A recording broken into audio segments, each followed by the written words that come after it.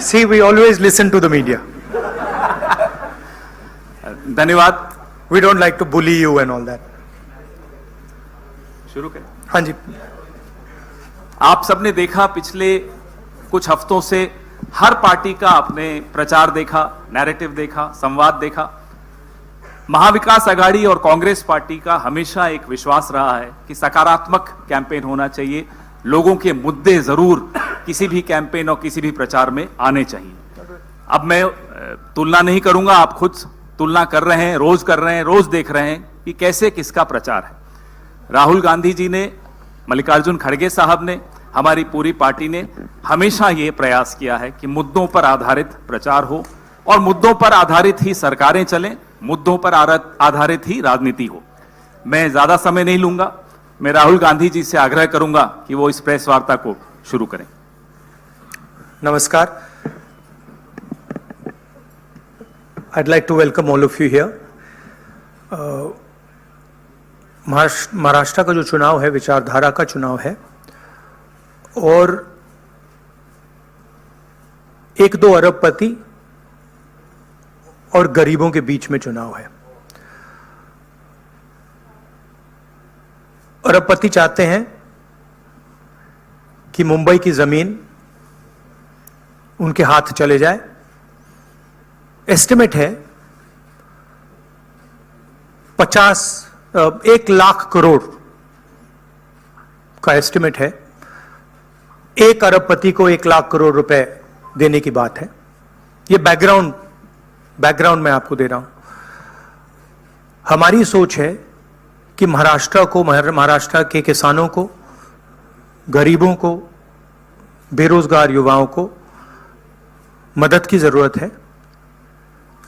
रोजगार, महंगाई main issues हैं और हमने क्लियरली बोला है, हर भाषण में मैं बोलता हूं कि हमारी फोकस महिलाओं की मदद करने का है।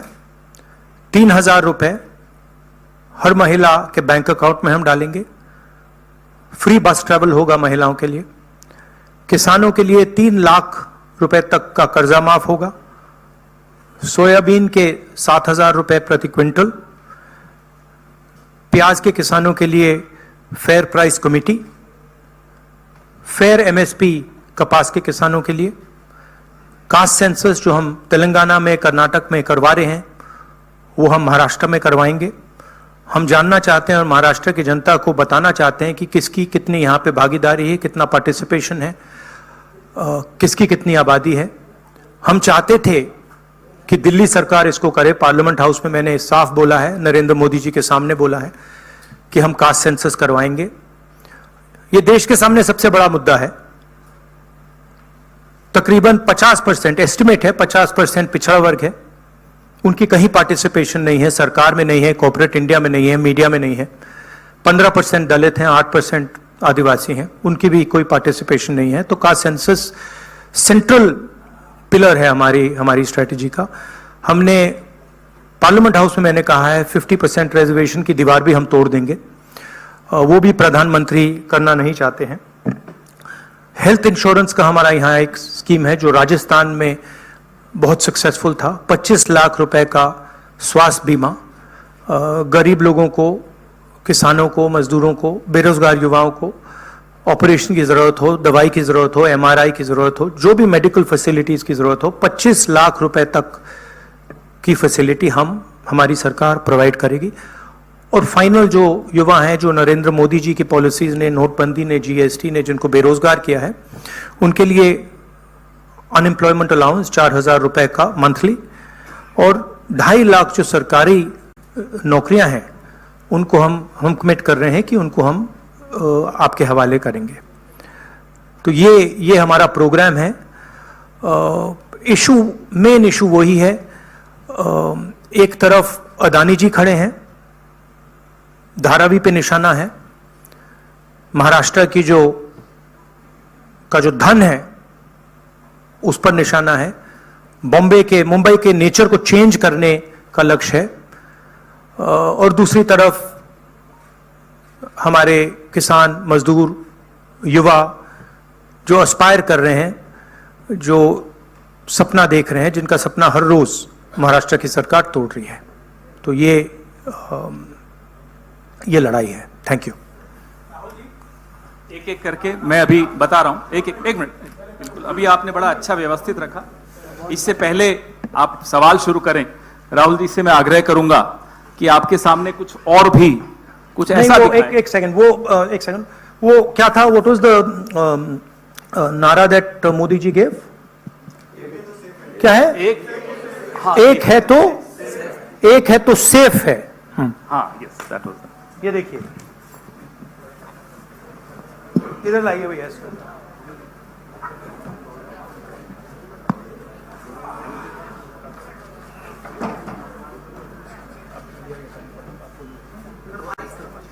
ये है नरेंद्र मोदी जी का एक है तो सेफ है। ये देखिए, एक है तो सेफ है।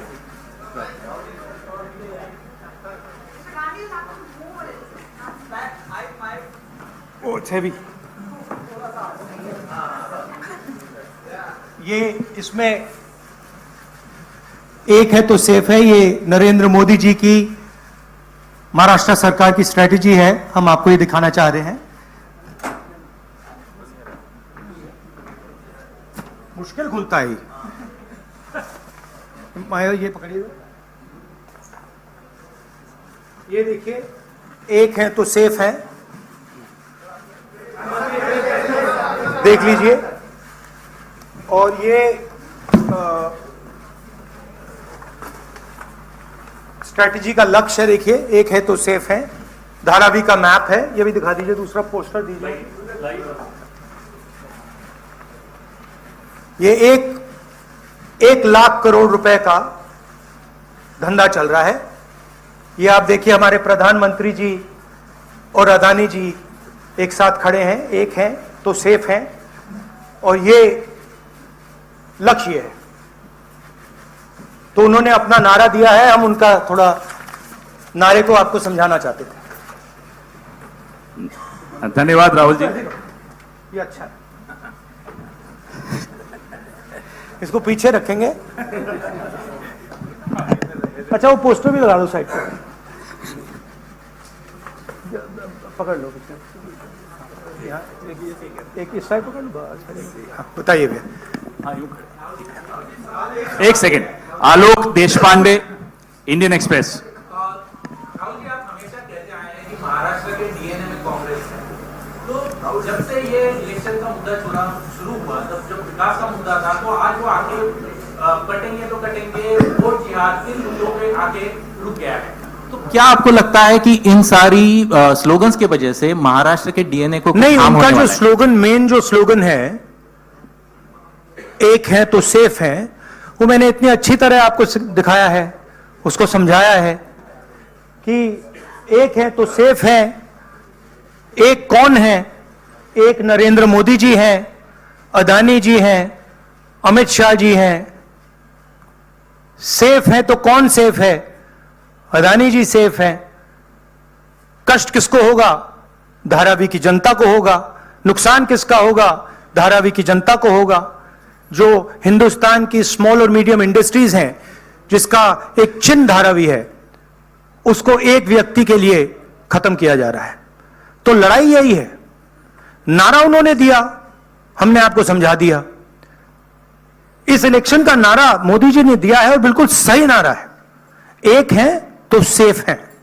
सवाल है, सेफ कौन है? सेफ किसका है? एक कौन है? यह सवाल है। दीपक भट्टू से लोकमत। राहुल जी, आज मार्केट में किसानों को सोयाबीन का 4,000 रुपया करीबन रेट मिल रहा है। एमएसपी है 4,830 रुपया। तो आपने कहा है कि हम लोग 7,000 रुपया देंगे अगर सत्ता पे आएंगे तो, और प्लस बोनस। तो 4,000 और 7,000 प्लस बोनस, ये जो डिफरेंस है वो कहां से कांग्रेस कॉम्पेंसेट करेगी? ये हमने सारे कैलकुलेशंस कर रखे हैं, हमारा एक्सपीरियंस है। हमने ऐसी ही पॉलिसीज छत्तीसगढ़ में चलाई हैं। तो financially there is no problem, this is easily feasible. We have done all the calculations. Study किया है हमने। अगर आप डिटेल्स चाहते हैं तो हमारी टीम से हम आपको पूरा फाइनेंशियल डिटेल्स, ये जो हमारी कमिटमेंट्स हैं, इसका पूरा फाइनेंशियल डिटेल हम आपको दे देंगे। कोई प्रॉब्लम नहीं है। रंजीत सिंह, ANI। अभी राहुल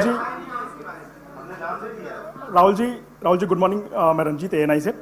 आप चूंकि काफी केंद्रित है धारावी के मुद्दे को लेकर के, तो मैं सवाल करना चाहूंगा कि 2005 से धारावी में कोई डेवलपमेंट हुआ नहीं है, रीडेवलपमेंट के नाम पे अगर हम बात करें तो अब जो योजना वहां चल रही है, आप चूंकि कह रहे हैं कि बिलियनियर को लखपति बनाने की कोशिश है, लाख करोड़ का उनका टारगेट है, तो 2005 से अब तक जो विकास नहीं हुआ है, अब अगर शुरू हुआ है उसमें आपको कमियां नजर आती हैं, और आप सरकार आने पे बदलने की बात भी की है महाविकास आघाड़ी ने। नहीं, विकास नहीं हुआ सवाल नहीं है, रीडेवलपमेंट। हाँ, रीडेवलपमेंट। हाँ, तो उसके लिए अगर सरकार आपकी आती तो योजना बंद होगी, तो वो पुनर्विकास और लंबा नहीं किया जाएगा, 3 साल या 5 साल कम से कम लगेंगे, फिर एक बार शुरू होके और लेट। देखिए, हमारी पोजीशन बिल्कुल क्लियर है।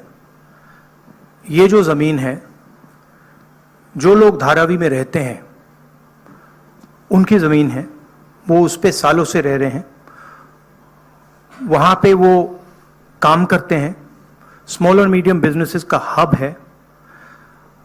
धारावी को कन्वर्ट करने में दूसरी भी इश्यूज हैं।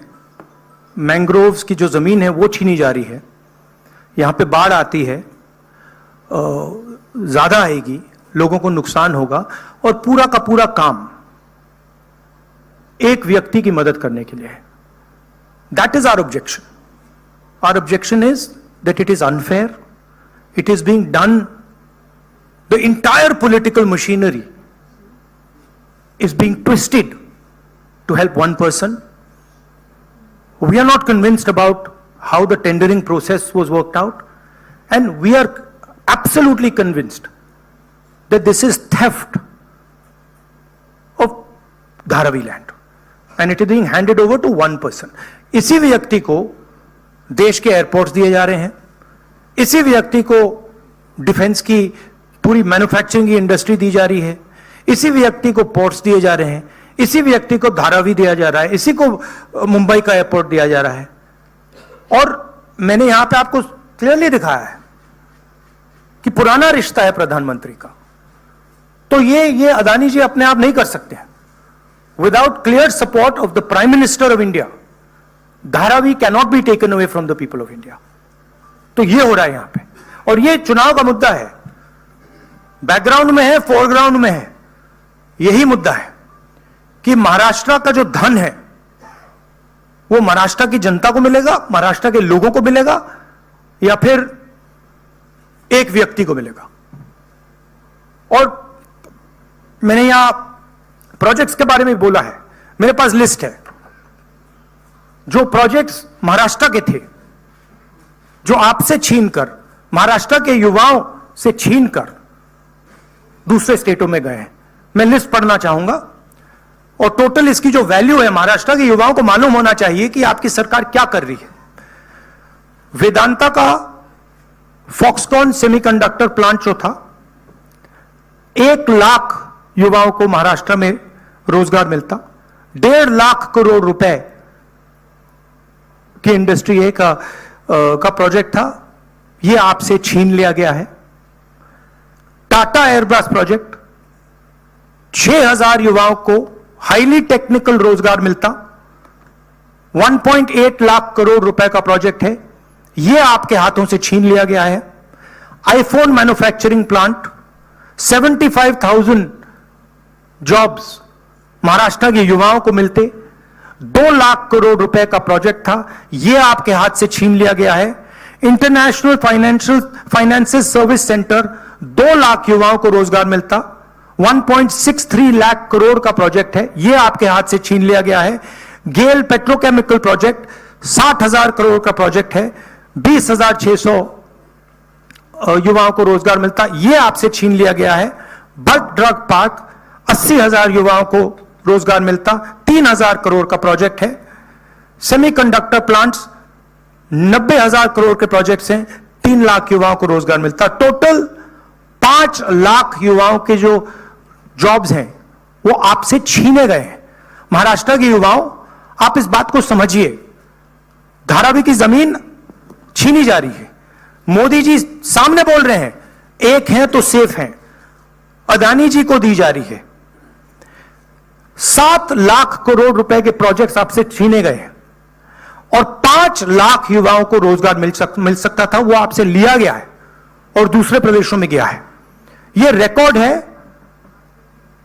यह पक्की बात है, यह हवा की बात नहीं है।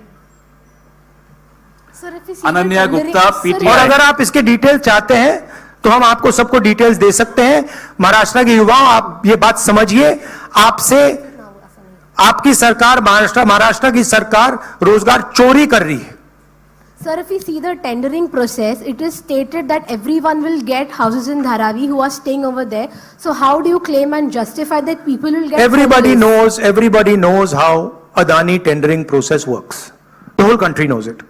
Okay, everybody knows how CBI is used, how ED is used, how income tax department is used, how people are pressured. An example is sitting in front of you in Mumbai airport. It's there for everybody to see. Now, it's one thing if the media doesn't want to report it, right? But the fact of the matter is the whole country knows that Mr. Adani is fully supported by the Prime Minister, and anything that Mr. Adani wants, he gets. Sir Deepa इस कदम elections में साकाल, एक second please, अनुशासन please. Deepa कदम साकाल। धारावी का redevelopment policy कैसी होगी, इसका आपके पास counter agenda क्या है? धारावी का रीडेवलपमेंट कैसे होगा, इसका धारावी का डेवलपमेंट जो वहां के स्टेक होल्डर्स हैं उनके इंटरेस्ट को लेकर होगा।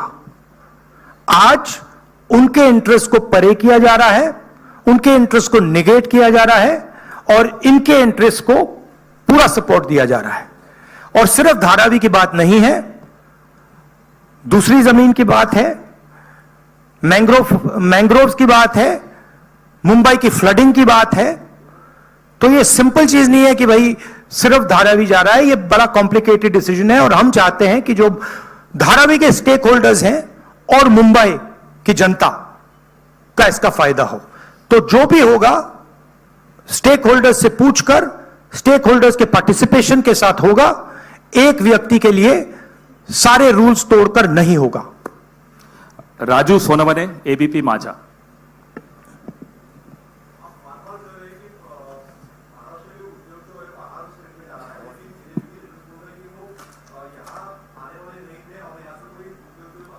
नहीं, मैंने आपको लिस्ट पढ़ के दी है। 8 प्रोजेक्ट्स मैंने आपको डिटेल करके दिए हैं, क्योंकि बीजेपी ने बात बोली है मेरे बारे में कि कौन से प्रोजेक्ट्स की बात कर रहा हूं। तो ये हैं प्रोजेक्ट्स, लिस्ट हैं। इन प्रोजेक्ट्स को आप देख लीजिए, आप स्टडी कर लीजिए। ये सारे के सारे महाराष्ट्र में आने थे, ये सारे के सारे गुजरात गए हैं, ये फैक्ट है।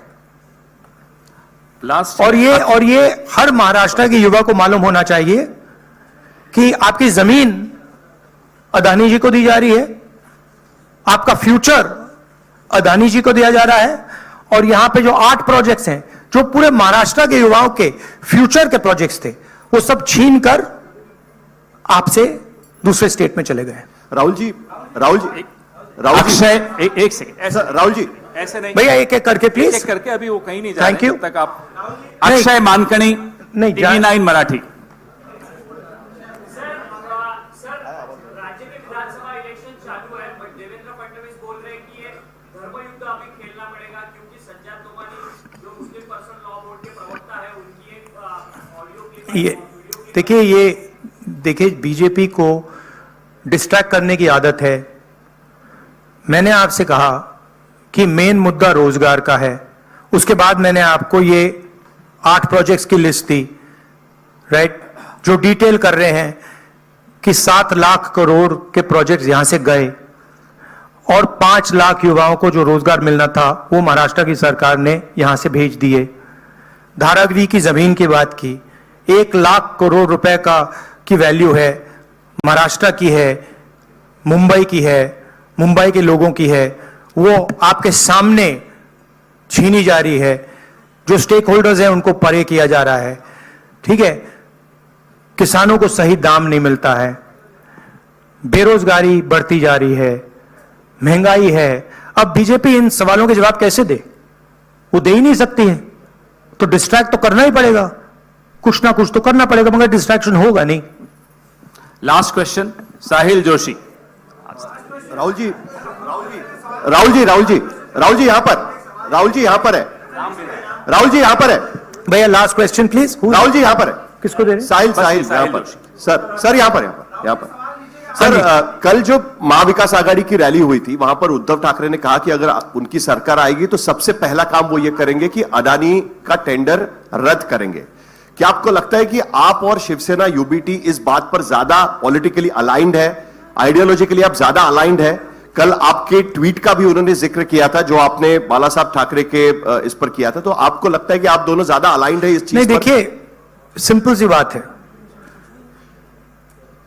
हमारी जो सरकार आएगी वो महाराष्ट्र के लोगों की इंटरेस्ट को प्रोटेक्ट करेगी।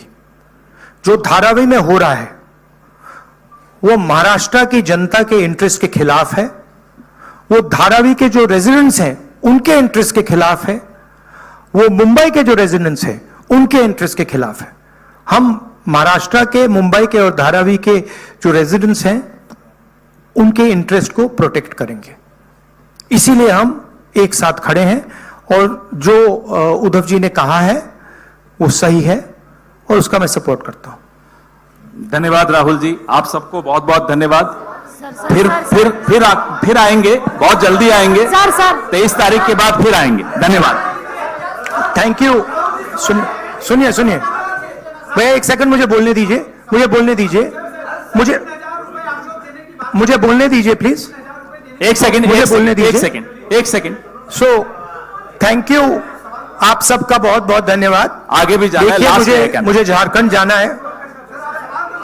भैया आप प्लीज बैठ जाइए, मैं बात कर रहा हूं, आप बैठ जाइए 2 मिनट, डिस्टर्ब मत कीजिए।